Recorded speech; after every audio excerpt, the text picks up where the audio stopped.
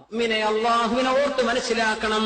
പെണ്ണുങ്ങളെ പൊതുപ്രവർത്തനത്തിന് ഇറക്കാൻ പാടില്ല. അല്ലാഹുവിന്റെ നിയമമാണ്.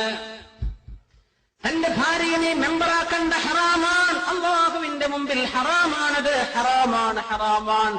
ജുമുഅ ജമാഅത്തിന് പള്ളിക്ക് കൊണ്ടുപോകണോ വേണ്ടയോ എന്ന് മാത്രമാണ് ഉലമാ ചർച്ച ചെയ്തത്. അതന്നെ വേണോ വേണ്ടേ?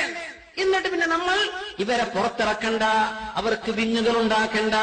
അവർ വീട്ടുകളിൽ അച്ചടക്കത്തോടുകൂടെ മക്കളെ നോക്കി ഭർത്താവിനെ പരിചരിച്ച് നല്ലൊരു തലമുറയുടെ സൃഷ്ടിപ്പ് നടത്തേണ്ട ഉമ്മമാരാണ്. അവരെ നീ ഗോദയിലേക്ക് ഇറക്കല്ല, പൊതുപ്രവർത്തനത്തിന് ഇറക്കല്ല. അങ്ങനെ ഇറക്കുന്നതിൽ നിനക്ക് മനസ്സിന് വിഷമമില്ലെങ്കിൽ നിന്റെ പേരാണ് ദയ്യൂസ് എന്ന് റസൂലുള്ളാഹി സ്വല്ലല്ലാഹു അലൈഹി വസല്ലം. കാര്യങ്ങൾ മനസ്സിലാക്കണം. ഇസ്ലാമിന്റെ പേരിൽ ചെയ്യരുത്. നിങ്ങൾ മുസ്ലിം എന്നുള്ള പേര് മാറ്റിക്കോ, ഇസ്ലാമിന്റെ പേര് മാറ്റിക്കോ.